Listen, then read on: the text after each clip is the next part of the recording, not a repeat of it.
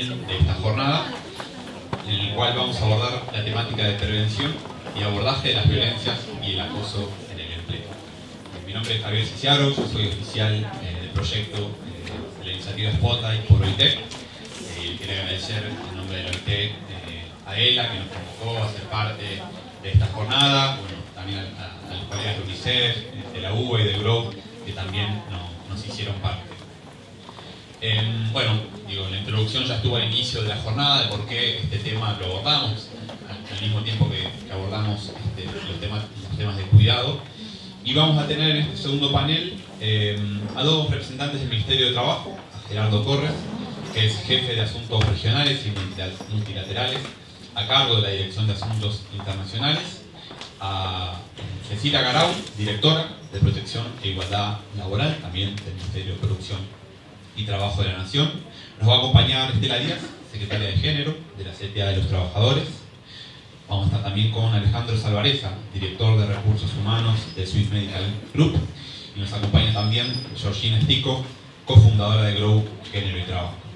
La idea que nos viene para este panel era ir un poquito de lo más general a lo particular, si se quiere. Entonces me parecía interesante que Gerardo Corres, en primer lugar, nos pudiera compartir cómo fue la discusión a nivel internacional de este convenio 190 y recomendación 206 que estuvimos hablando, que tuvo varios años de discusión, y desde el Ministerio de Trabajo han estado acompañando, que como directora del área de protección y igualdad laboral, bueno, ya están viendo concretamente los desafíos que implica ratificar e implementar esta nueva norma internacional en lo práctico, ¿no?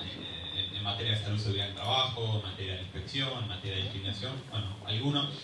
Y profundizando un poquito los contenidos del convenio, que para eso nos trajo una presentación. A continuación nos gustaría ya empezar con los casos más particulares, y ahí tenemos un protocolo que ha desarrollado recientemente la CTA. Nos gustaría escuchar a Estela. De la misma manera, nos gustaría escuchar la experiencia de Alejandro, de Swiss Medical, que con ELA han estado trabajando hace un tiempo en un protocolo, bueno, seguramente con lecciones aprendidas de lo que es este proceso. Y por último, bueno, la idea sería que Georgina, desde la sociedad civil, también reflexione qué significa, qué hacemos cuando hablamos de violencia, de qué hablamos, ¿no? ¿Cómo es esto de bajar ese concepto? ¿Cómo es esta construcción colectiva que debería ser? Bueno, ¿cuál es el rol de la sociedad civil? ¿Qué recomendaciones se pueden hacer? Entonces, bueno, sin más preámbulo, le doy la palabra a Gerardo. Bueno, la idea siempre, como en el panel anterior, es que sean 7 minutos. Podemos dejar algunos de tiempo extra, pero por ahí deberíamos movernos. Hola, buenos días. Quiero agradecer la invitación, tanto de la UNICEF, de UNICEF, de las empresas vinculadas, compañeros, tanto trabajadores que ya están acá, y a la colega del Ministerio de Trabajo.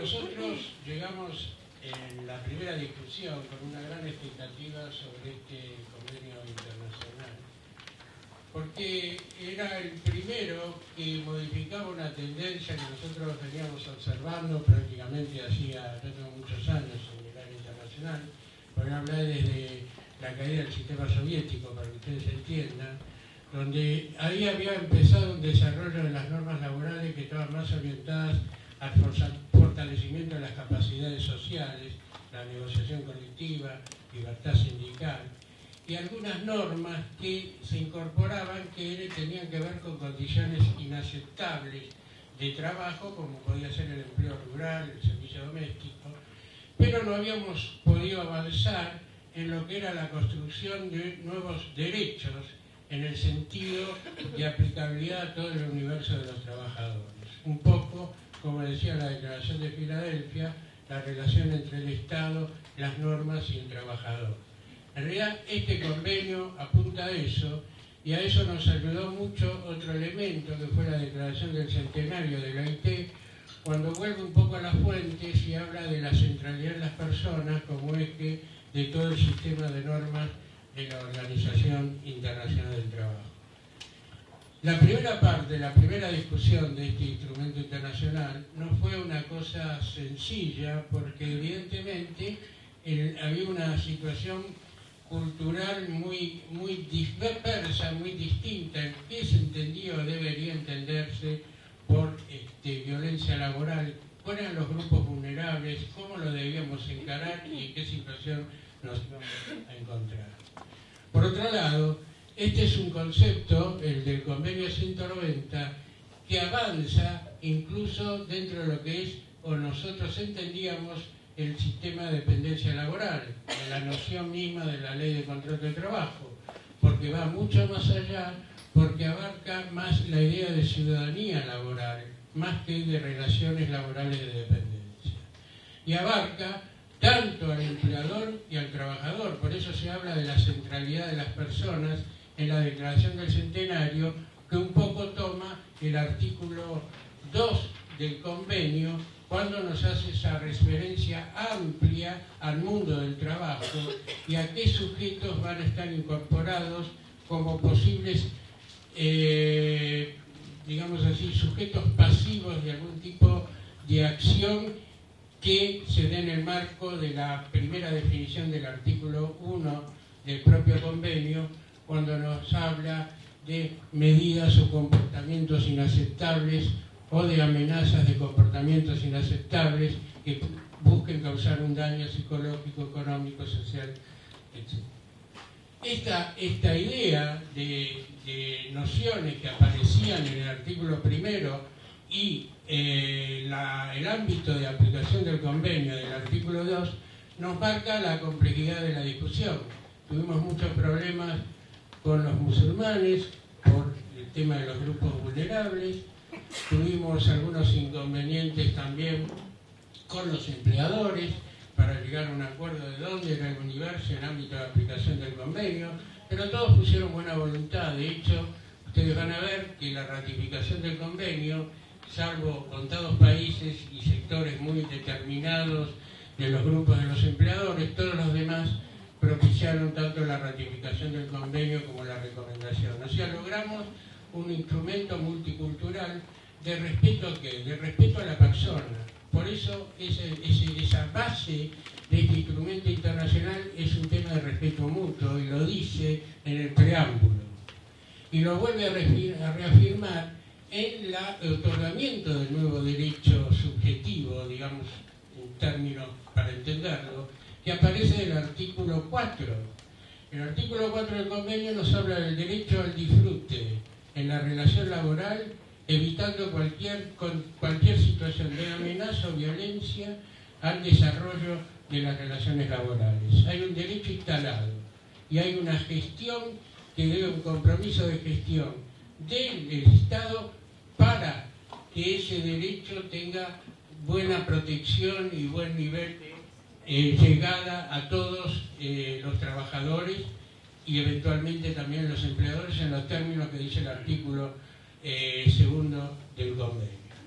Y ahí se abre un universo muy especial. Es el compromiso institucional que va a tener que tener el Estado para desarrollar políticas atendientes a garantizar este derecho al disfrute y el compromiso de los actores sociales. Porque acá es una responsabilidad compartida, si bien hay una carga institucional muy importante, porque tiene que haber un derecho a la reparación, tiene que haber una ley específica, una definición, como dice el artículo 7 del convenio. También es cierto que todo el proceso de realización de las construcciones que acompañen los derechos va a tener que ser tripartita. Y en eso el convenio también nos dice, los protocolos, como acá se hizo referencia, que se hacen en las distintas empresas, cómo se encarará el tema desde la perspectiva de las pymes, qué nuevo sistema de reparación dentro de la legislación laboral será necesaria para abordar esta nueva figura jurídica que se establece. O sea, son muchos los universos y la complejidad del tema que nos invita a que ya estemos trabajando en qué legislación, cómo vamos a acompañar esta legislación y cómo vamos a profundizar el diálogo social. Porque es una legislación que va a tener que estar integrativa, va a tener que estar integrada con diálogo social. Un diálogo social permanente para poder acompañar cada una de las contingencias que vayan surgiendo a lo largo de la aplicación de la ley, como también lo dice el convenio, la necesidad de mecanismos de solución de conflictos o de avenimiento en caso de posibilidades de algún tipo de acercamiento entre las partes. Argentina el gobierno ya inició el proceso de ratificación, estamos terminando asuntos jurídicos del Ministerio, termina el dictamen, lo vamos a mandar a Cancillería entre esta semana o el lunes.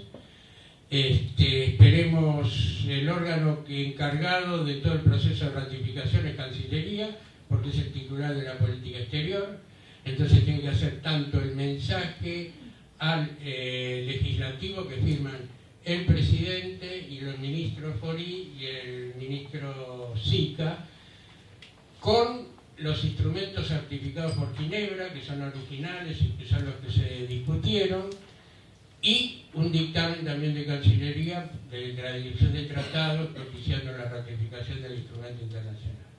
Así que estos son los universos, todo lo que tenga que ver con los aspectos sustantivos lo verán acá con el área respectiva del Ministerio.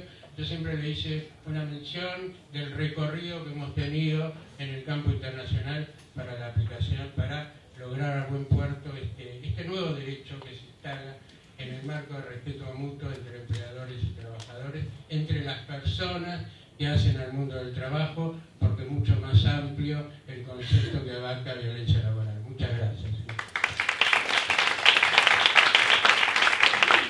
Muchísimas gracias, Gerardo, por esa introducción de lo que es el proceso y el estadio en el que estamos hacia la ratificación. Le doy la palabra ahora a Cecilia Grau para indagar un poquito más en profundidad, ¿no?, en los contenidos de este convenio. Bueno,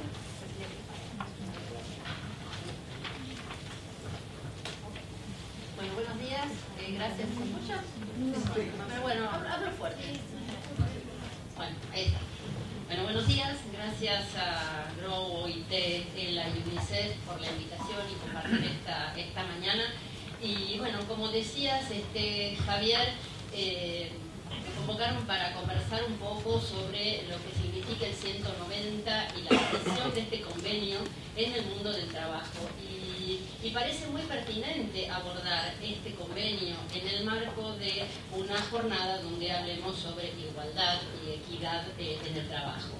Porque, como dice bien el convenio, es un convenio que abarca a todos los trabajadores en el marco de los derechos humanos, pero afecta la violencia y el acoso desproporcionadamente a las mujeres. Entonces, es un convenio que aparece en los 100 años de una OIT que no había tenido la iniciativa en materia de género, porque había otras normas internacionales y otras agencias internacionales que venían empujando, pero bueno, aparece de golpe en sus 100 años una OIT rejuvenecida a traernos un importante convenio con perspectiva de género.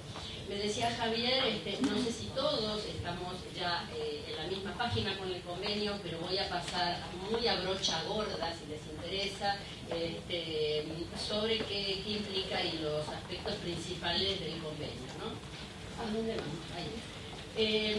El convenio habla de la persona, es un convenio centrado en la persona, no nos está hablando de las relaciones laborales, no nos está hablando de este marco, sino como marcado en los derechos humanos. En su preámbulo cita y menciona todos los antecedentes, el plexo normativo, el corpus juris internacional de los derechos humanos, lo enmarca en el trabajo decente, como sabemos es la libertad sindical, el respeto a la negociación colectiva, la erradicación del trabajo infantil, del forzoso y la igualdad de oportunidades dentro de esos principios del trabajo decente. Nos está diciendo que la violencia y el acoso atenta contra los derechos humanos, ¿sí? O sea, como viola, es una falta, es una violación a los derechos humanos, es ahí la importancia del marco que le da. Promueve la tolerancia cero y tiene un enfoque integrado, habla específicamente de que afecta de manera desproporcionada a las mujeres y niñas, pero cuando habla de violencias es por razón de género. Hubo dos informes, el segundo informe elimina mujeres y varones, el título del informe elimina mujeres y varones justamente para poder comprender y y abarcar todos los géneros y las disidencias. Esto es como el enfoque integrado. Seguimos rapidito. Como definiciones, habla de violencia y acoso como práctica inaceptable que se manifieste de una sola vez o de manera reiterada. Esto también avanza sobre algunas discusiones sobre que la violencia puede ser un ejercicio sistemático. No, con una sola vez ya configura o resulta una violación. Apunta o susceptible de causar un daño físico y habla en reiteradas oportunidades de la violencia o el acoso por razón de género. Dice que las legislaciones nacionales podrán dar una o dos definiciones, ¿no? O sea, deja librado a la legislación nacional la definición, porque en definitiva dice definiciones pero no lo define.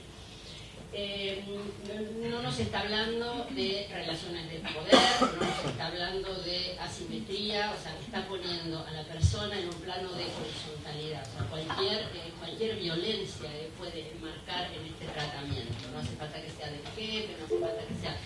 o sea, quita el tema del poder, que es algo que en las definiciones, en las distintas leyes, se ha tomado en Argentina. También habla de que es incompatible con las empresas sostenibles, etcétera, etcétera. Y acá empezamos con algo que llama bastante la atención, que es la ampliación de los ámbitos de aplicación. Primero el ámbito personal. Trabajadores, a los asalariados, cualquiera sea su situación contractual, ¿sí? O sea, está trascendiendo la relación formal de trabajo. Las personas en formación, pasantes y aprendices, trabajadores despedidos, voluntarios, personas en busca de empleo y aún los postulantes, individuos que ejercen autoridad, funciones o responsabilidades de un empleador, con lo cual acá está claro que se maneja en un plano de horizontalidad. Esto va a traer muchísima necesidad de precisiones y deslinde o alcance de responsabilidades, ¿no es cierto? Porque, bueno, ¿cómo es la responsabilidad frente a un trabajador, frente a un pasante, frente a un postulante? Seguimos. El ámbito de aplicación es todos los sectores, público, privado, formal, informal, en zonas urbanas o rurales.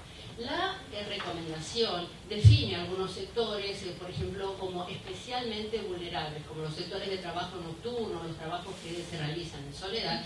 Y es interesante porque lo que hablábamos hoy a la mañana, que tiene que ver con los trabajadores del cuidado, los trabajadores en casas particulares, que están expuestos a un riesgo de violencia, no solo en su trabajo y porque es muy difícil acceder a los ámbitos privados, sino además como recipiendarios de esa violencia que muchas veces hay en los hogares, ¿no? Esas violencias domésticas. Así que, bueno, están como trabajadoras muy atravesadas por estos temas expuestas a la violencia.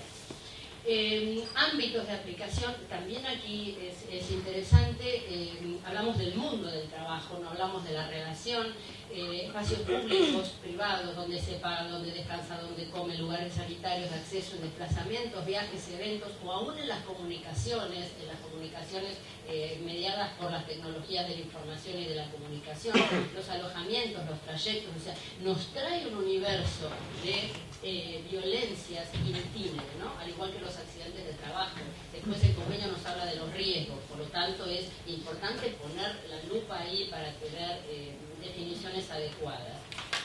Trae obligaciones para todos y todas. O sea, nadie escapa a la necesidad de la erradicación de la violencia y el acoso, necesidad de una ley, de normativas que prohíban expresamente la violencia y el acoso, políticas de abordaje, estrategias de prevención y para prevenir y combatir, controles de aplicación y seguimiento, más allá del informe que haya que hacer a la OIT, prevé que exista un control de seguimiento de normativa, el acceso a vías de recurso y reparación y a medidas de apoyo, por supuesto con perspectiva de género, esto ahora después vamos a hablar un poquito más, prever sanciones, porque si no prevemos así, sanciones pasa como mucha normativa que queda en el aire y bueno, y no pasa nada, actividades de educación, de formación, involucra la inspección del trabajo, eso es también algo bastante interesante. Bueno, en materia de protección y prevención, una legislación que exija a los empleadores que sí tomen medidas apropiadas y acordes con su grado de control para prevenir. Es interesante el trabajo que se ha avanzado ya en protocolos. El INAM tiene una guía de confección de protocolos, la oficina de... También hay empresas que han adoptado ya protocolos. Lo interesante es que estos protocolos deben necesariamente tener perspectiva de género. Ya no estamos discutiendo, y me parece que es interesante que este convenio avanza, no estamos discutiendo si es qué pasa si al hombre que es violencia doméstica, si es así, no. Todo tratamiento de la violencia tiene que tener y es con perspectiva de género. ¿Sí? Me parece que esto ya está saldado, zanjado y no deberíamos volver a esta discusión. La legislación exige una política del lugar de trabajo consensuada con las organizaciones de trabajadores. Nos habla de riesgos psicosociales y que los empleadores deben prever estos mecanismos de riesgos, identificar los peligros y los riesgos, proporcionar información y capacitación. Como seguimiento y control de la aplicación son las vías de recurso y reparación, mecanismos de procedimientos de notificación, solución de conflictos, procedimientos de queja, investigación, protección a testigos, protección frente a la revictimización, revisión de sanciones y, por supuesto, la mirada de la violencia, también de la violencia doméstica, no como responsabilidad directa del empleador, pero sino que para morigerar, atenuar y tratar el impacto de la violencia doméstica en el ámbito del trabajo es importante actuar. La recomendación se explaya sobre licencias para las víctimas, modalidades de trabajo flexible, etcétera, etcétera. Orientación, formación y sensibilización. Voy muy rápido acá. Esto implica la actuación de todos, un cambio cultural, que tenga un abordaje amplio de lo que es la violencia, que considere el chiste, todas estas cuestiones que a veces se dan en los ámbitos de trabajo, el chiste, la broma, los roles estereotipados de que es la mujer la que compra los regalos, compra la torta, o la que se va más. O sea, desde estas pequeñas cuestiones que empecemos a considerar los cambios de cultura, que es agente de todo, que es una cuestión de todos. Servicios que involucra la recomendación. Y ahora, para concluir esto, los desafíos que nos presentan son enormes. O sea, el convenio, primero, toda la línea de ratificación, que esto, bueno, será un motivo de agenda, será cuestión de la agenda parlamentaria y de los procesos que establezca la legislación y los procesos, pero además es importantísimo que se trabaje sobre consensos. O sea, consensos, definiciones y alcance.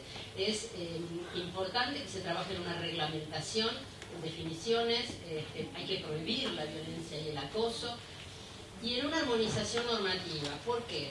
Porque entiendo, y esto, bueno, es una apreciación bastante personal, pero cuando empezamos a discutir esto, empezamos a traer definiciones, y estamos viendo definiciones, propuestas de violencia y acoso que son más parecidas a un tipo penal o a un daño inminente, que retrotraen un poco ciertos avances normativos que nosotros tenemos en la Argentina. No nos olvidemos que nosotros tenemos una 26485 que define a las brechas como violencia. Entonces, tenemos que tener cuidado de, en la discusión de las definiciones, no dar un paso atrás, o sea, no volver atrás con leyes o con definiciones adoptadas, que si bien podemos criticar y ver que no están muy bien siendo aplicadas, porque todavía falta mucho por recorrer, y los jueces por ser, y los abogados, pero no volver atrás en ciertas definiciones, ¿no?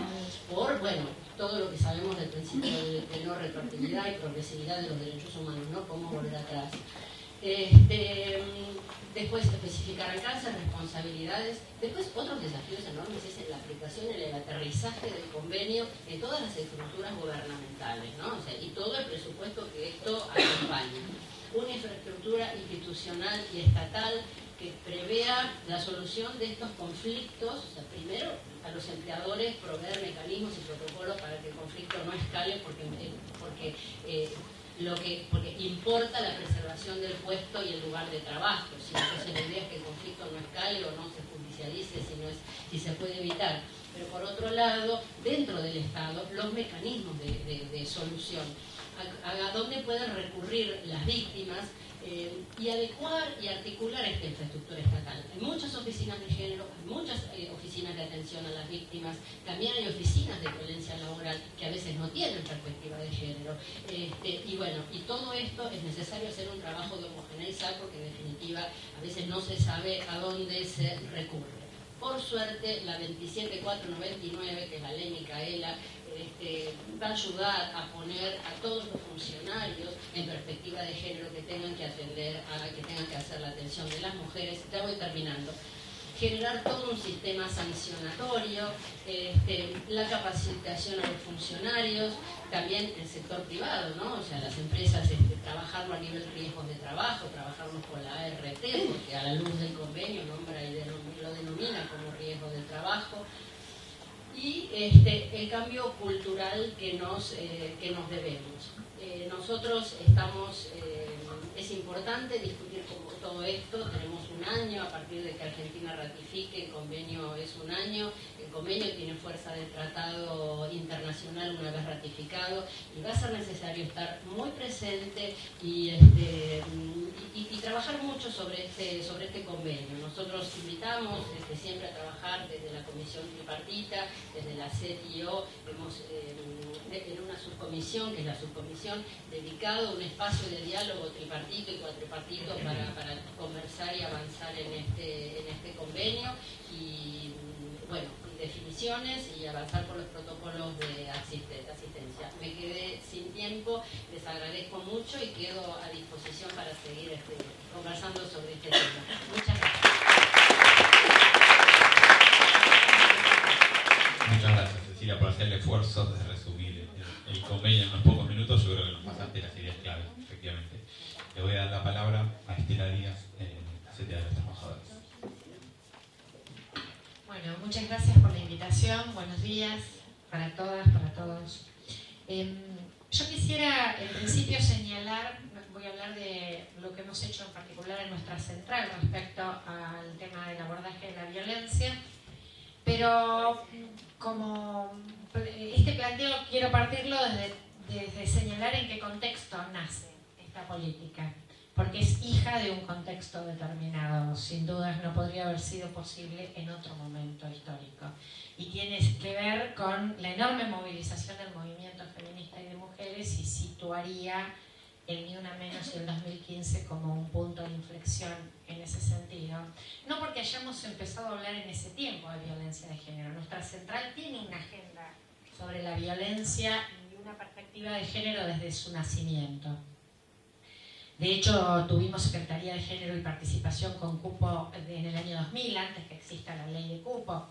Pero aparecía la cuestión de violencia de género como algo que les pasaba a las trabajadoras o a las militantes sindicales, pero ajeno a la vida de la propia organización sindical. Y planteo que hay algo que se modifica sustancialmente, radicalmente en la sociedad, no sé si es la mejor palabra, pero a partir del 2015, porque la masividad de esta movilización que se inicia con el reclamo expreso respecto a la violencia de género, Ni Una Menos, y tienen en un principio 5 puntos directamente dedicados al reclamo de políticas de violencia. Uno es la ley Brisa, otra también tiene que ver un poco con lo que después fue la ley Micaela. Nos produce un cambio cultural de una dimensión muy significativa, porque lo que hace es que ya no podamos colocar afuera el reclamo, sino que el ponerse el cartelito, Ni Una Menos, y movilizarnos los 3 de junio, los 8 de marzo para el paro de las mujeres, que se empiece a ligar la agenda de la violencia a la agenda de la desigualdad, y particularmente a la desigualdad que sufrimos las trabajadoras en el mundo del trabajo. Esto recién bien se decía, lo teníamos recogido en la ley 26.485. Cuando se hablaba de violencia laboral, no se habla nada más que del golpe, del maltrato físico psicológico. Se habla de la desigualdad, que es una desigualdad estructural para el trabajo y el modo de inserción. Bueno, por esto pudo los paros internacionales de mujeres, mira cómo nos fueron, una gigantesca movilización que además ha trascendido nuestras fronteras, creo que tiene un poco que ver con las mujeres y el movimiento de mujeres en el mundo, ha puesto esta agenda de 1 orden y entonces decimos, bueno, ¿qué hacemos? Nosotras hicimos una serie de conversatorios que los llamábamos ni una menos más allá del 3 de junio, porque decíamos, bueno, nos movilizamos, pero tenemos que debatir qué agenda nos trae esta movilización en concreto. Así en el año 2017, después de toda esta serie de diálogos que fuimos generando, el movimiento sindical con el movimiento social de mujeres más amplio, surgió un primer documento que se llamó Compromiso Sindical para la Erradicación de la Violencia. Lo trabajamos en un diálogo de un medio año largo, donde también participó el Observatorio de Violencia de la Defensoría del Pueblo de la Provincia de Buenos Aires y la UFEM, la Unidad de Fiscal Especializada del Ministerio Público. Y allí fijábamos el marco normativo de abordaje, el marco teórico de abordaje, claramente, acá se dijo en el primer panel y se reiteraba recién describiendo el convenio 190, la perspectiva de género es una perspectiva absolutamente iluminadora respecto a los modos de violencia y desigualdad estructurales de una sociedad que sigue siendo patriarcal. Entonces aparecía esta perspectiva claramente en este debate y fijábamos lineamientos generales de abordaje y allí planteábamos que debíamos establecer 3 instrumentos concretos. Pero además planteábamos algo que yo señalaba en mi introducción, que es que no podíamos mirar la violencia solo desde los aspectos sintomáticos de la violencia, es decir, se expresa en tal cuestión o en tal otra, sino que hay que mirar la desigualdad laboral que sigue vigente, la discriminación que las mujeres nos sigue presente, tanto en el mundo del trabajo como en las organizaciones del trabajo. También el mundo sindical reproduce la división sexual del trabajo en el seno de la construir equipos interdisciplinarios especializados en violencia que tengan las organizaciones para abordar esta problemática. Y algunas cosas que nos parecen centrales: celeridad, neutralidad en la intervención, imparcialidad, perspectiva de género. Estos como fundamentos que decimos en torno a cómo se interviene cuando hay violencia laboral. Y el interno, decíamos, no podemos presentar esto si no presentamos uno que digamos qué hacemos nosotros. Y allí construimos, además de estos principios rectores y marco legal que son los similares, una comisión especial que se crea para cuando hay denuncias específicas. Y en esa comisión lo que quisimos es, digamos, esto tiene que ser de voluntad política del conjunto. En general lo abordamos desde las secretarías de género, de igualdad o de las mujeres. Pero si esto no es una voluntad política del conjunto de la central y del conjunto de sus sindicatos, no la vas a implementar nunca. Porque además lo que hacemos es comprarnos un problema, las más feministas, las más comprometidas con la militancia, que las tenemos que en soledad hacer cargo de esto, que viene en general atravesadas de disputas políticas. Vamos a decir que hay una denuncia de violencia y dicen, hay una interna política. Yo quisiera saber dónde no hay internas. Bueno, entonces es parte de las discusiones que hay. Entonces esta comisión la creamos con 5 integrantes, la comisión se crea para cada caso que aparece. No es que tenemos una comisión fija establecida, pero tiene criterios de composición. Entonces la Secretaría de Género está, la Secretaría Gremial, porque además tenés derechos confrontados en general cuando se plantean, porque hay derechos protegidos, el derecho de representación sindical, cuando vos tenés fueros gremiales, es un derecho importante y valoramos que esté altamente protegido. Pero bueno, a veces esto colisiona cuando estás denunciando a un delegado o a un dirigente de una situación de violencia. Entonces, la Secretaría Gremial, otra representante de conducción que no sea de la organización que está denunciada, y 2 especialistas técnicas. Puede ser abogada, psicóloga, que sepan, digamos, Bueno, y ahí se establece una serie de dispositivos. Les diré que ya tiene un intenso trabajo y se ha tenido que constituir varias veces esta comisión a partir de que hicimos la adopción de estos protocolos. Allí planteamos algunas cosas, porque el otro aspecto, para ir redondeando, es que exactamente apostamos a algo que es un cambio cultural y nos encontramos con que estamos abordando temáticas, en algunos casos de prácticas que hasta hace muy poco tiempo estuvieron absolutamente naturalizadas en las relaciones interpersonales y en las relaciones en nuestras organizaciones.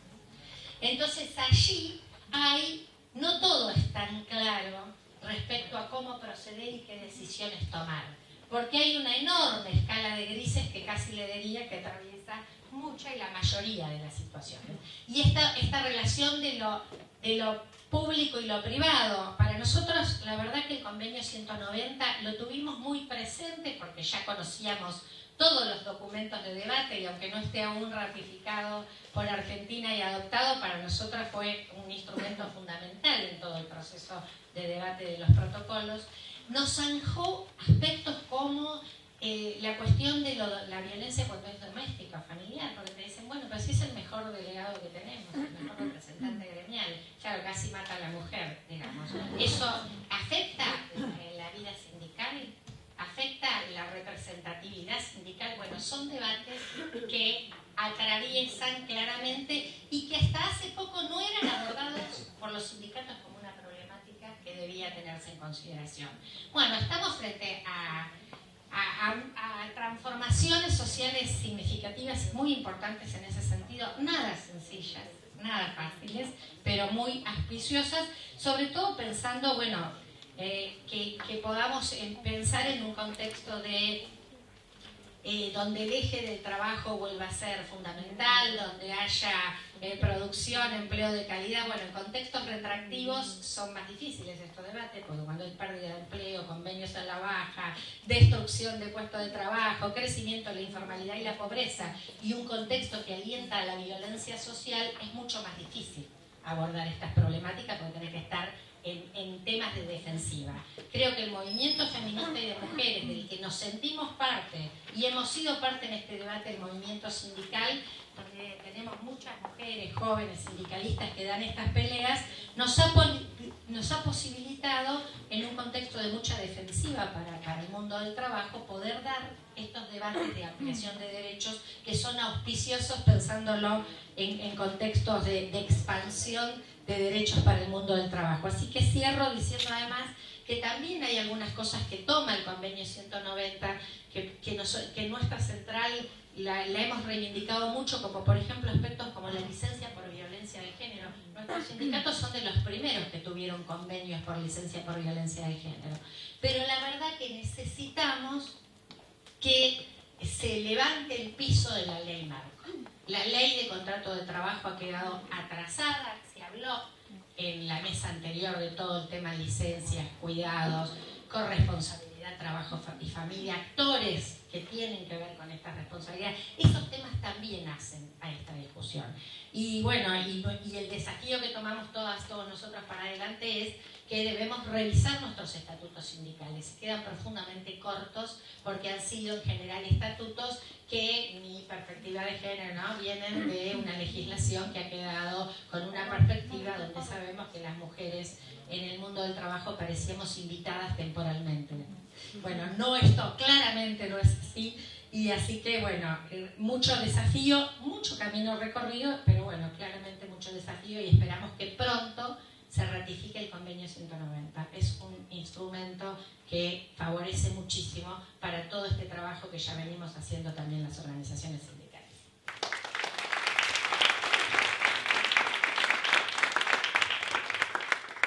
Muchísimas gracias, Estela, por hacernos este recorrido de histórico, una historia que es de hace un par de años, pero que pasaron demasiadas cosas en el medio, por contarnos un poquito cuál ha sido la réplica de esa historia, de la Argentina reciente al interior de las organizaciones. Le paso la palabra ahora a Alejandro Caloreza de Swiss Medical Group, que nos va a contar también la experiencia de su organización, de Swiss Medical. Todo suyo. ¿Se escucha ahí?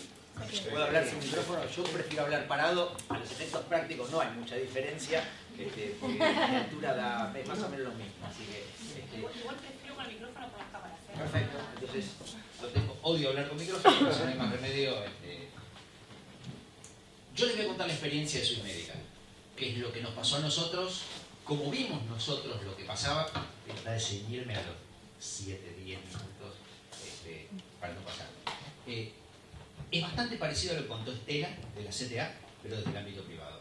Bastante parecido en el enfoque, bastante parecido en qué es lo que vimos nosotros. Quizás difiere en algunos puntos. Swiss Medical es una compañía conformada por 11.800 colaboradores, tiene 18 unidades de negocio distintas. Estas unidades de negocio, entre ellas hay 7 clínicas, una compañía de seguros, una unidad central. Si suman no les va a dar 18, porque hay muchas otras que no les voy a mencionar porque no voy a comer el tiempo con la explicación de qué es Swiss Medical. Pero básicamente somos uno de los 20 empleadores más grandes de la Argentina. Es una empresa de dueño, ¿sí? Esto quiere decir, hay un dueño que es quien creó Swiss Medical. Nosotros no somos una multinacional, un poco a diferencia de lo que contó la gente de Accenture en el primer panel. Nuestras políticas las desarrollamos nosotros, las inventamos nosotros, nos las choreamos dentro del ambiente donde podemos para reproducir o estar al día de las mejores prácticas de mercado. Está difícil, ¿no? Sí.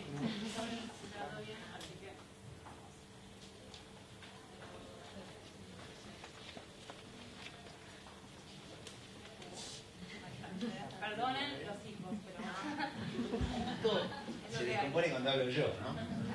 no, yo venía antes, no te preocupes. No lo tengo que tomar a título personal. No. Hay que hacerlo en modo presentación.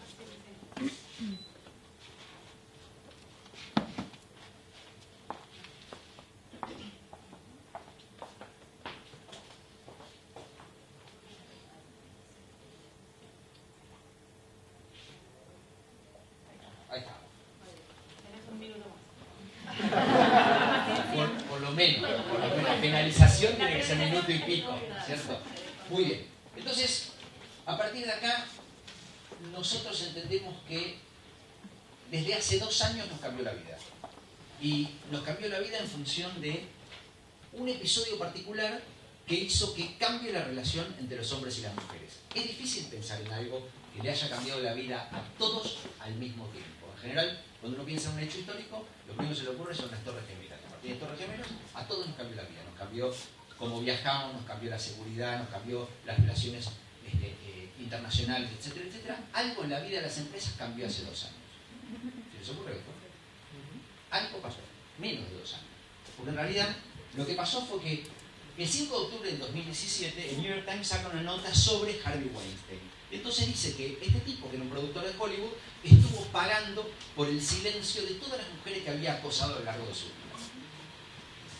10 días más tarde, Alisa Milano, que es una cantante, productora y actriz, publicó un hashtag que decía: si sufriste acoso sexual, escribí MeToo como respuesta a este hashtag. Esto fue hace menos de 2 años, 15 de octubre del 2017. O sea que, digamos, se cumplen 2 años dentro de 2 semanas. Al día siguiente, ¿sí?, 500.000 personas lo retuitearon. Hubo 4.7 millones de personas que en 12 millones de entradas durante las primeras 24 horas subieron a Facebook algo que tenía que ver con el MeToo. Y a partir de ahí cambió en el mundo la relación entre los hombres y las mujeres. Absolutamente. Cambió. No la va a ser igual a partir de esto. Entonces, primero, bueno, las nombraron la persona del año en Time, ¿sí?, a ella y a todas las que, dice ahí, ¿sí?, las que rompieron con el silencio. Y, por ejemplo, Keanu Reeves no se saca fotos abrazando a mujeres. Tiene un protocolo donde, como verán, pone la mano lejos atrás para que nadie pueda acusarlo de que la tocó. Entonces saca fotos con la mano atrás. Es una de las cosas, uno de los ejemplos de cómo esto empezó a cambiar el vínculo entre hombres y mujeres. Hay un protocolo para milongas, para evitar o erradicar la violencia de género en el baile de tango. Entonces uno empieza a pensar, bueno, ¿qué es lo que pasó? A partir de esto, que hombres y mujeres nos relacionamos distintos.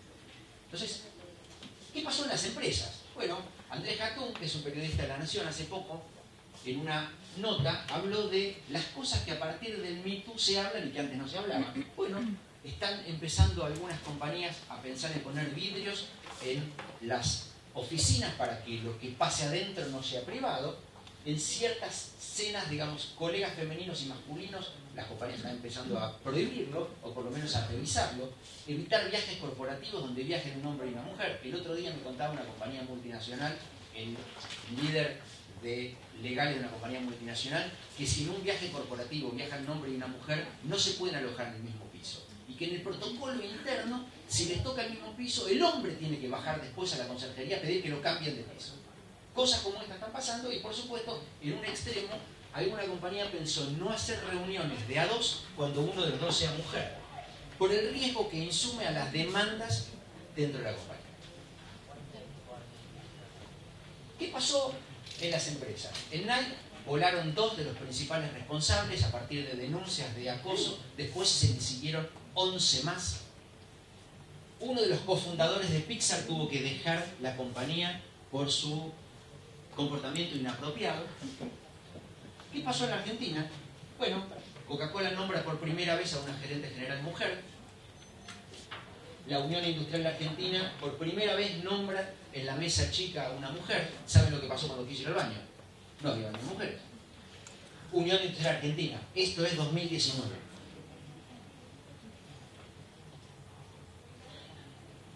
¿Qué pasa en la relación entre médicos y pacientes? Nosotros tenemos una empresa donde nuestros clientes vienen y se desnudan delante de nuestros empleados.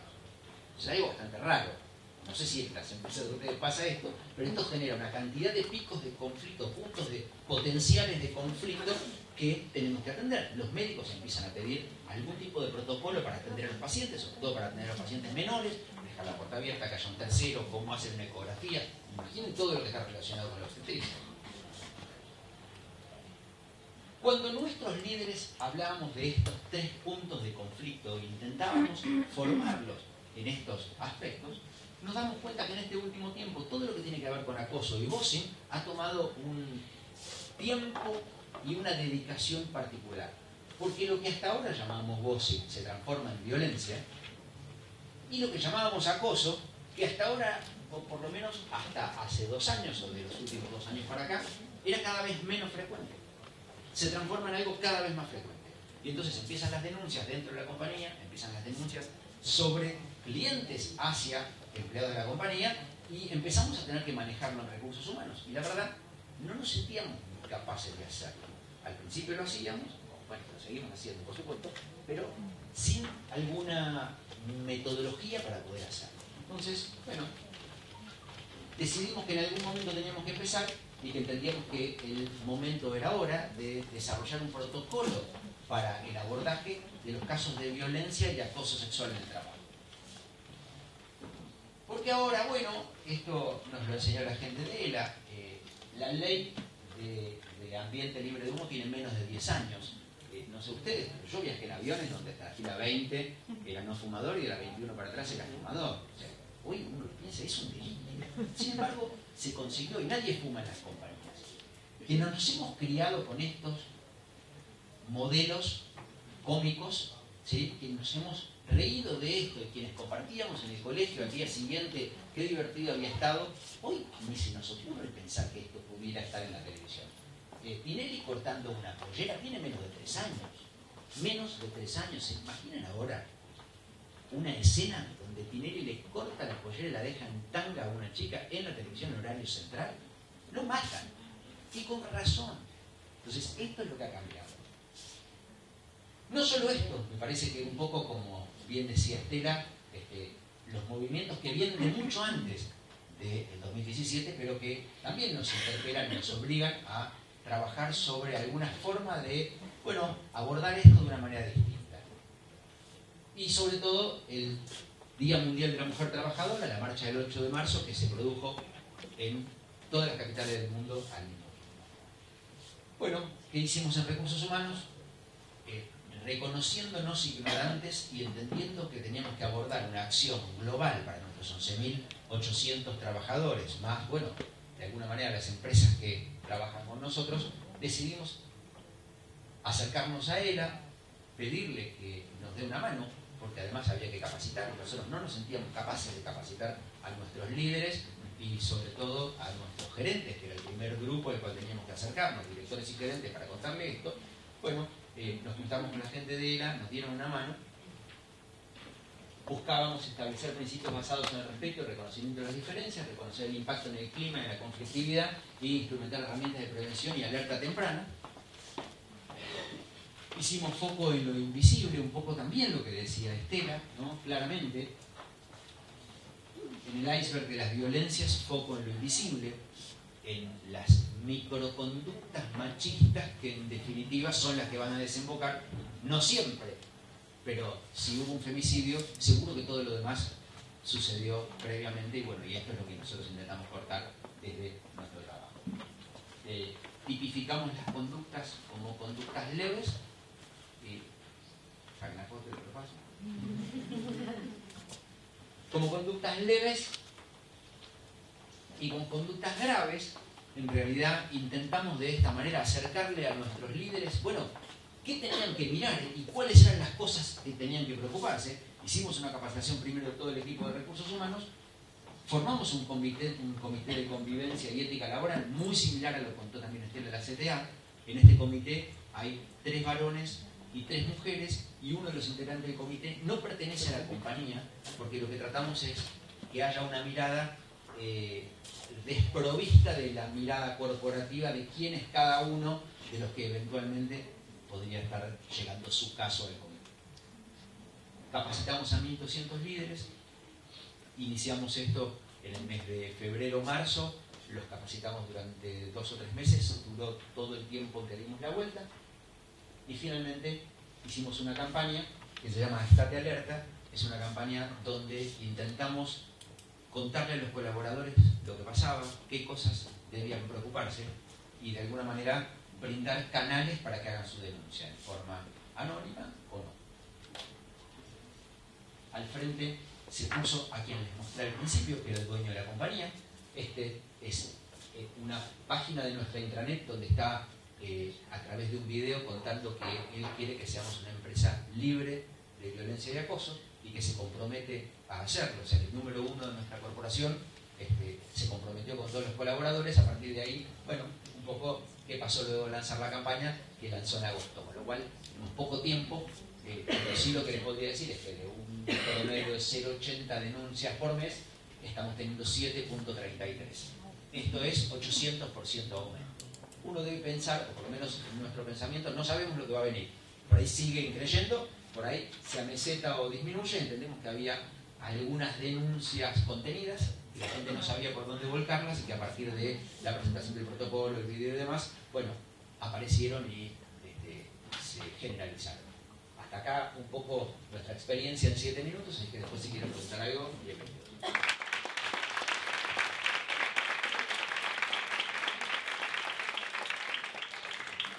Muchísimas gracias, Alejandro, sobre todo por esa dosis de frescura también de la presentación. Bueno, por un tema de tiempo no hay un comentario adicional, y le paso la palabra a Georgina Stico Grow. Yo también me paro, y también creo que es por un tema de altura, barra miope, barra un montón de otras cosas.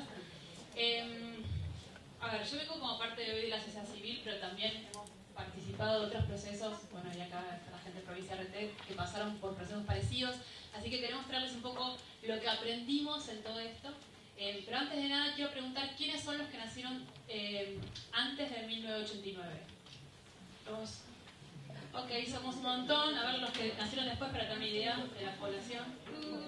Bueno, ustedes son los que nacieron con derechos, ¿sí? Eso es algo que me parece súper interesante remarcar, y haciendo un lazo a lo que pasó hoy en la mañana. Y esto me parece que es fundamental para entender por qué hoy estamos acá y por qué nos está costando tanto tener esta conversación, ¿sí? Los que nacieron después del 1989 son sujetos de derechos del día que nacieron. Los que nacimos antes de eso fuimos objetos de derecho hasta que cumplimos los 18, ¿no? Eso nos cambia todo, nos cambia todo. Y aquellos que tienen niños o niñas cerca o niñas cerca hoy, es decir, los apelan todo el tiempo en función de cuáles son sus derechos y cuál es nuestro rol como adultos que estamos cerca de ellos. Por eso, cuando nos preguntamos por qué es tan difícil instalar este tema en las instituciones, hay que entender cuáles son estas generaciones, ¿sí? Entonces, aquellas personas que no nacimos con derechos y que de repente a los 18, después de soplar las velitas, los empezamos a tener, cuando empezamos, nos insertamos en el mercado de trabajo, es decir, no teníamos derechos de trabajadores, aunque ya existían los derechos de trabajadores, ¿sí? El trabajo tenía unas relaciones que estaban impuestas y dadas, y donde nosotros nos adaptábamos o nos adaptábamos. Y desde hace muy poquito, 1 o 2 años, donde es que nos están diciendo, che, puede ser que no te tengas que adaptar y tengas algún otro derecho que vale la pena que lo pelees, ¿no? Entonces, esto es para pararnos un poco como en contexto. Ya hablamos mucho, y lo dijeron ellos, como que de dónde venimos acá. Solamente quiero aclarar que el Me Too empieza en el 2006, y es súper interesante analizar qué impacto tienen las redes sociales en que este movimiento feminista se haya globalizado y hayamos tenido esta voz. Entonces, ¿cuál es el rol de los medios de comunicación que no nos daban ese espacio? Y solamente pues, quiero agregar algo más porque a mí me llamó muchísimo la atención cuando fue el Encuentro Nacional de Mujeres en Rosario, que no había salido, creo que alguien, no sé si alguien fue de los que estaban por acá, pero el tema había sido que en los diarios había aparecido, en La Nación, Clarín, un cuadradito así, ¿no? Y ocupaba más espacio en la maratón que había tenido en Ciudad de Buenos Aires que justamente el Encuentro Nacional de Mujeres, ¿no? Entonces, entender cuál es el espacio que nosotros nos daban en ese momento y el impacto que tuvo las redes sociales en poder transmitir esa voz que antes no teníamos.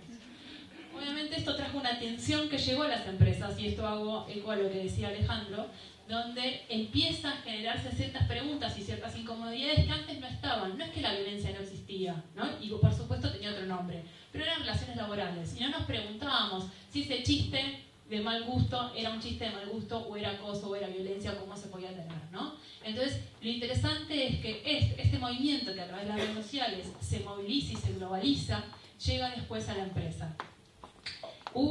Yo creo que el 2019 es el año de, quería poner como otra foto más de corrida, pero fue una corrida después de diciembre, después de lo del tema, en función de que todos queremos tener un protocolo, no sabemos para qué, pero tenemos que tener un protocolo. Y ahí, que bueno, esto lo compartimos con Nati, con el grupo, con el equipo de ELA, decir, bueno, a ver, paremos un poco la pelota y veamos qué es lo que tenemos que hacer. ¿Por qué un protocolo y cuál es el rol de ese protocolo en el medio de todo aquello que la organización puede hacer, ¿no?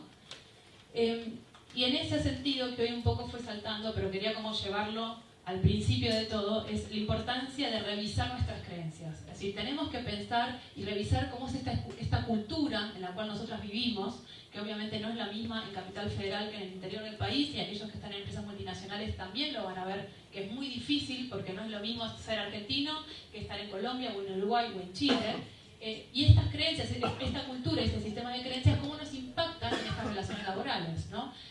Hace muy poquito estuvimos en una charla con empresas chinas y justamente tratábamos de ver esto. Algo que para los chinos sería como súper normal de relaciones de varones y mujeres, para acá sería acoso, es decir, gravísimo, ¿no? Pero bueno, entenderlo desde un aspecto cultural, para después también entender, bueno, qué es lo que tenemos que trabajar, ¿no? Y qué es aquello que podemos cambiar. Y por eso me parecía interesante como ordenarlo, ¿no? Decir, a ver, es sumamente importante generar el compromiso institucional. El compromiso institucional es el que dice, desde el CEO y todo el grupo de directores, esto no lo toleramos más, ¿sí? Y es importante decir esto no lo toleramos más hoy, porque antes no lo veíamos, ¿no? Y obviamente también hay que como asumir esa responsabilidad institucional que tenemos. Es decir, si antes pasaban cosas porque no las estábamos mirando.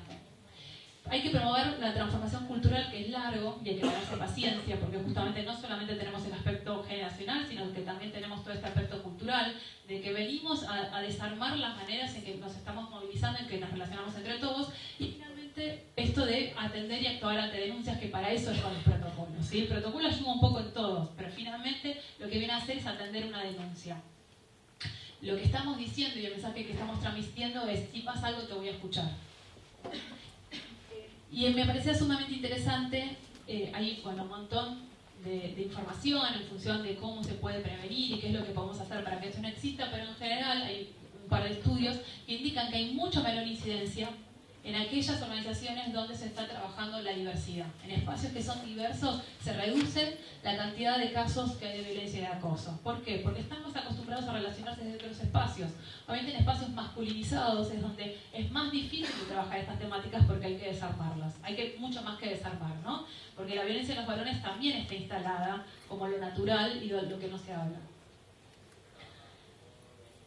Y en este sentido, nosotros lo que proponemos, y nos parecía sumamente interesante para charlar en cualquier espacio, sean empresas, ONGs, sea una entidad del Estado también, es la co-construcción, ¿no? Todo lo que se baje de arriba hacia abajo, como esto es lo que ahora hay, y sobre todo cuando estamos hablando de los protocolos, en general tiene poca apropiación, ¿no? Los empleados y las empleadas no lo toman como propio, no lo creen. Y esto es algo con lo que hay que luchar. Entonces la co-construcción es súper interesante como estrategia de elaboración. Permite en esa co-construcción y estos nosotros decimos que son como talleres, pero espacios de discusión, justamente poder clarificar y unificar criterios. Porque como todos tenemos historias diferentes, no solamente somos mujeres o varones, pero justamente si yo soy de 74 y crecí entre Leu, no tuve la misma experiencia que alguien que es de Salta y que nació en el 80. Entonces tenemos concepciones de qué es la violencia que son totalmente diferentes. Y es que es necesario charlarlas, y discutirlas y hablarlas. Y también responde a dinámicas únicas de la industria. Entonces, no, es decir, podemos pedirle a alguien un ejemplo de cómo lo está manejando, pero siempre después tengo que analizar cómo es la cultura de mi organización o de mi institución para saber si este match es posible o no. Y les quería compartir, para cerrar, un ejemplo que, bueno, no se ven acá bien en naranja, fue una mala elección de color, pero se los voy a leer. Nosotros estuvimos trabajando todo el año pasado y seguimos trabajando este año con la Fundación Sagay, que para aquellos que no saben, la Fundación Sagay está la Asociación Sagay, está el Sindicato de Actores y Actrices, está la Asociación de Actores y Actrices y Intérpretes, y está la Fundación de la Asociación, ¿no? Que les dan un montón de derechos a todos los actores y las actrices. Durante el año pasado se hizo un diagnóstico donde justamente se analizaba o se abordaba cómo son las trayectorias laborales de los actores y las actrices y saber si ciertas diferencias, y se preguntaba sobre las situaciones laborales, ¿no? Si había situaciones de maltrato, de acoso. ¿Y qué es lo que nos encontramos? Que el 75% de las actrices y el 65% de los actores habían sufrido malos tratos en algún momento de su carrera. Y lo que dice naranja, que no se nota bien, dice que el 66% de las actrices y el 32% de los varones fueron acosados sexualmente en algún momento de su carrera, ¿sí? Este dato ya se sabía que era altísimo, lo que pasa es que no tenía un número, es decir, era difícil como de nombrar, pero ¿qué hizo la Fundación una vez que tuvo este diagnóstico, ¿no? Dijeron, a ver, tenemos que hacer algo con esta información. Entonces se generaron mesas de trabajo. En ese de trabajo con actores y actrices, lo que se abordó fue, a ver, primero, entender de qué estamos hablando, cuáles son esas situaciones que se estaban planteando, tanto de maltrato como de acoso, y después buscar recomendaciones, pensar en todo es importante, poner el eje ahí, porque a veces nos olvidamos con todo esto que esa persona sufre, ¿no? Y esa persona que sufre va perdiendo cosas en el camino. Entonces, bueno, ¿qué es lo que...? Es decir, entenderlo y visibilizarlo para después también como reducir ese impacto. Y finalmente... Para finalizar, decía, bueno, sin colaboración no hay apropiación, que es como la palabra que me parece más importante, y aparte sin esta apropiación tampoco hay cambio. Muchas gracias.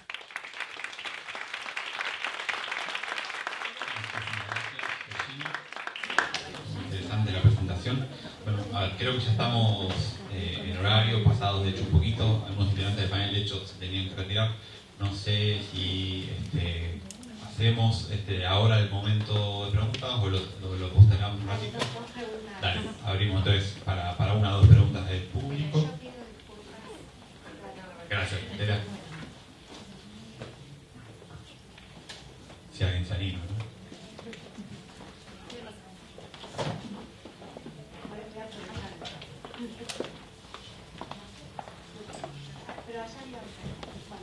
Hago una y después. No, yo quería pedirte, Alejandro, si podías contar un poco el impacto que ha tenido esto en la organización, ¿no? El impacto que ha tenido en los líderes y en las personas y cuál ha sido la experiencia de la tramitación, digamos, de los casos, algunos que puedas contar.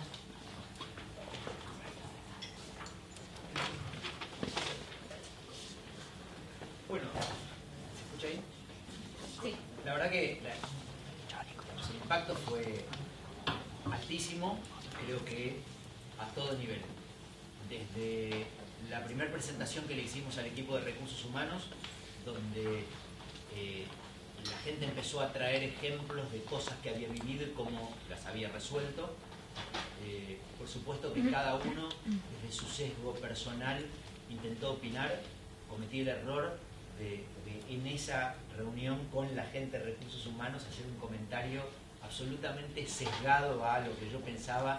Me pegaron por todos lados, me mandaron mail. Cuando llegué a la oficina, mi secretaria me dijo una cosa así, me quería morir. Pero me parece que nos enfrenta con esto, ¿no? Con lo que uno es, con las creencias que trae, y cómo es necesario que haya una mirada corporativa para que genere cultura y que nos ayude a un poco qué es lo que queremos, ¿no? No puede estar librado a lo que cada uno suponga. Entonces, me parece que la mirada integradora a partir del trabajo que hicimos nos ayudó a tener un modelo al cual ceñirnos. Hubo muchos casos, cuando yo mostré las estadísticas, intentamos documentar todos. Hay muchos que se resolvieron muy rápidamente y no llegaron a un número de denuncia o un caso en particular. Tuvimos desde situaciones muy sencillas, alguna persona mayor que en la fila para buscar la comida le dijo a una señorita: ¿y a vos el pollo te gusta frío o te gusta duro? Y entonces ella se sintió mal y recurrió a recursos humanos. Entonces toda la mirada sobre cómo abordar esta situación donde ella se había sentido incómoda y se ameritaba una acción, y lo discutimos internamente, y la verdad que hasta situaciones absolutamente bizarras que podrían llevarse las conductas tipificadas como graves van al comité, ¿sí? Ahora, algunas ni siquiera tienen que llegar al comité. Un colaborador que le manda una foto de su miembro a una colaboradora que no quiso acceder a un intento de levante, ni siquiera llega al comité. Ipso facto salió volando de la compañía. Entonces, bueno, me parece que un poco han pasado muchas cosas. Lo que sí nos pasó es que, bueno, algunos colegas de recursos humanos empezaron a interiorizarse de que estábamos trabajando en esto y empezaron a pedir si podíamos ir a darles una charla, a compartir el protocolo, ver qué era lo que estábamos haciendo, porque, bueno, se ve que hay una seria necesidad en la sociedad por, de alguna manera, acercarse a este tipo de temáticas, y desde ya que la fantasía de, y no, a partir del protocolo se van a llenar de denuncias, es el primer pensamiento que aparece, y de hecho alguna vez en alguna charla más privada que hemos tenido con algún gerente mencionó, bueno, ahora van a empezar a llegar estos papelitos, pero por suerte estamos súper contentos con cómo va la evolución, porque además nos permitió ordenar, documentar y tener cierta metodología de trabajo que, entre otras cosas, desde un lugar absolutamente egoísta, me ayuda a mí, director de recursos humanos, a no ser el que tome una decisión sobre alguna persona en particular, sino que es un comité. La colegiatura de la decisión, ¿sí?, ayuda, sobre todo en los vínculos interpersonales. Yo tengo muchos años de compañía y mi preocupación es cuando pase con algún amigo de los que trabaja dentro. Entonces, y me diga, no, mirá, si haces esto, mi mujer me echa de casa y me saca los chicos. Entonces, frente a alguna situación así, es mucho más fácil y mucho más profesional que haya un comité que pueda mirar, sobre todo una persona de afuera, con una mirada desprovista de este tipo de vínculos, y que entonces intentemos, bueno, manejar como debe ser la ley, ¿no?, ciega para estas cosas, y resolver cada situación no desde las relaciones interpersonales, sino desde una mirada un poquito más corporativa y más profesional. Muchísimas gracias, Alejandro. Creo que había una pregunta por acá.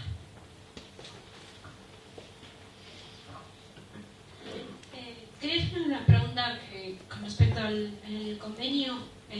Algo que me llama la atención es que incorpora como entre las medidas preventivas o más esto de los medios de solución de conflictos. En ese sentido, digamos, la pregunta, no sé específicamente quién podría responder, pero la hago igual.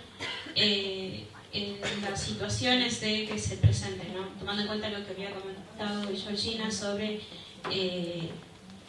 esto último que mencionaste de qué hacer frente a la persona que genera el acto, si se mantiene o no se mantiene, se lo reincorpora o no.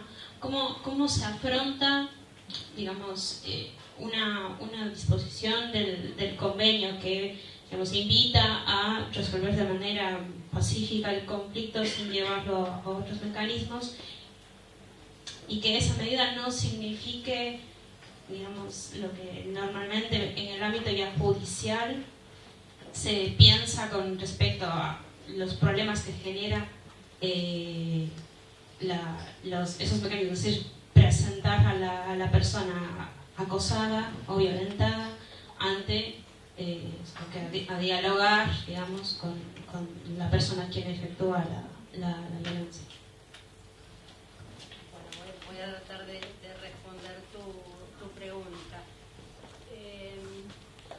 Bueno, vamos a tratar de responder la pregunta. En materia de solución de conflictos, primero es importante el trabajo en los protocolos para ir previniendo, o sea, desde el pequeño índice antes que los conflictos escalen, ¿no? Que el agresor cada vez se sienta con un contexto de mayor impunidad y cada vez agreda más. Por eso primero es importante trabajar en la detección temprana de cualquier tipo de conflicto. En cuanto a la víctima, la ley prohíbe que la mujer sea confrontada en cualquier tipo de proceso de negociación o mediación, prohíbe que la mujer sea confrontada con el agresor. Entonces ya en principio hay una protección. Cualquier vía de solución de conflictos, una mediación debería adaptarse a un sistema de mediación o de conciliación laboral para que no estuvieran cara a cara, ¿sí? Porque eso se considera revictimización. Y después, las medidas contra el violento, el victimario, dependerá de la gravedad y de la sanción que tenga. O sea, a lo mejor será una cuestión leve, es una cuestión de gradiente, hasta poder llegar a una agresión que signifique un delito penal o la expulsión o la separación del trabajo, o un despido o una sanción penal. No sé si contesto tu pregunta. Si había lugar para una pregunta. Respecto a la experiencia de Swiss Medical, que no sé si tienen algún caso o está previsto dentro del protocolo la intervención cuando la violencia o el acoso proviene de parte de un tercero, como el convenio que también recepta, ¿no? La necesidad de adoptar mecanismos, porque en el sistema de salud, en gastronomía y en muchas actividades o gremios están mayormente expuestos los trabajadores y trabajadoras al acoso por parte de terceros, y entiendo que deben haber tenido algún caso, ¿no? La problemática de violencia de terceros viene de muchísimo antes. Entonces ya lo habíamos abordado a través de un instrumento que llamábamos el reporte de agresión. Cuando alguno de nuestros trabajadores era sometido a algún tipo de agresión por parte de un tercero, completaba un reporte, eso llegaba a recursos humanos y dependiendo de quién era el agresor, había distintas acciones. Desde recursos humanos, para nuestro trabajador había una suerte de contención y al mismo tiempo un contacto, para que sepa que teníamos registro de que esto había pasado. Ejemplo sencillo, un paciente que en la guardia cachetea a una recepcionista. Entonces, por un lado, trabajamos sobre la recepcionista, te doy un ejemplo real, ¿no? Trabajamos sobre la recepcionista, digamos, poniéndonos a disposición, intentando de alguna manera, bueno, que ella sepa que tenemos registro de esta persona.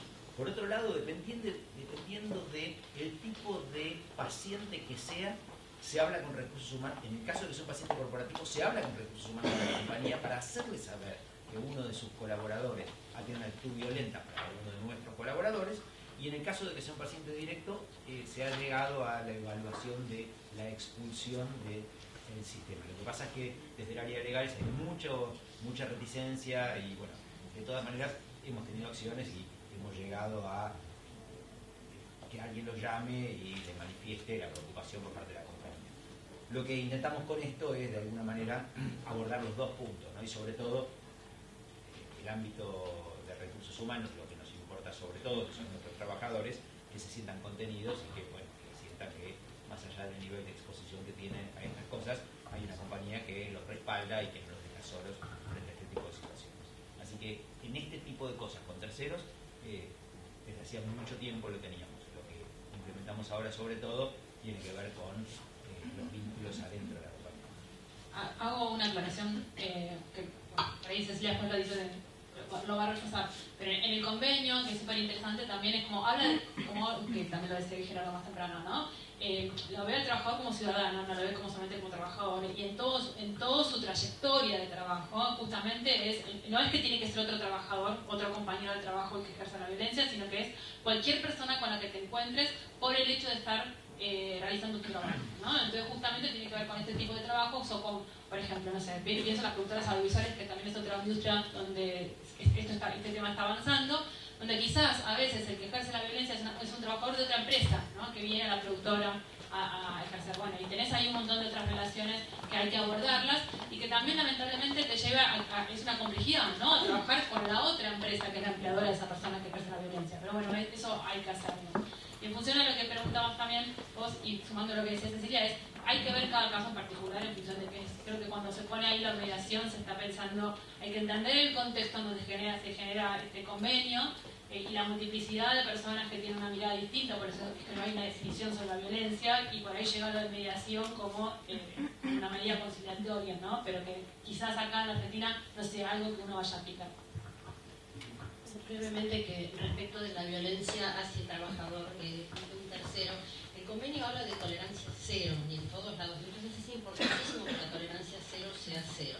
La recomendación 206 que complementa el convenio habla, y yo en un momento lo mencioné, pero bueno, he mencionado tantas cosas en tan poco tiempo que cada cosa merecería ahondar un poquito más, pero la recomendación habla de ciertos trabajadores expuestos, algunos sectores como víctimas de violencia extrema, pero los sectores o los trabajadores que tienen que ver con la atención al público, pensemos que están especialmente cajeras en los supermercados. Nosotros iniciamos estos días un trabajo con el sindicato de aeronavegantes, por ejemplo, donde las azafatas, las tripulantes de cabina están permanentemente expuestas hasta por los periodistas, no quiero mencionar, pero justamente nos habían planteado esta inquietud. Y lo mismo con algunos supermercados, Carrefour, que justamente las cajeras en las líneas, y es importante que desde la empresa y de todos los sectores se tome medida la tolerancia hacia el cliente. El cliente no puede maltratar al trabajador, entonces bueno, es importante trabajar desde ese punto en la prevención. ¿Se puede hacer una pregunta más? A ver, creo que ya estamos un poquito fuera del plazo. A ver si querés cortita y intento que también se conteste cortita. Sí, es corto, en realidad es así medical. Quería saber si dentro del trabajo que están llevando adelante también reciben denuncias en casos de violencia doméstica de sus empleados. Cortito. Perdón, justo es el panel que viene también ahora, así que también va a empezar a ser respondido en un ratito. Estábamos muy preocupados y cuando terminamos de elaborar el protocolo vimos que era como una pata que nos faltaba. Entonces empezamos a trabajar y tomamos un modelo de una empresa colega de Pharmacity y estamos avanzando en un acuerdo con Casa del Encuentro, con quien ya nos hemos reunido y estamos terminando de cerrar el convenio para estimular, digamos, que la denuncia se haga dentro de la compañía y ayudar en todo el trámite con Casa del Encuentro y un poco lo que contaba la gente de Accenture con licencias y con préstamos especiales para ayudar a la persona en ese trámite particular que pueda judicializar si es lo que quiere y si necesita un recurso económico urgente como para poder contar con la problemática que muchas veces tiene que ver con lo económico y con el ámbito de la vivienda, poder facilitar. Muchísimas gracias. No sé si fue a propósito la pregunta, pero es exactamente el tema que viene en el próximo panel, así que nos la dejaste picando. Muchísimas gracias a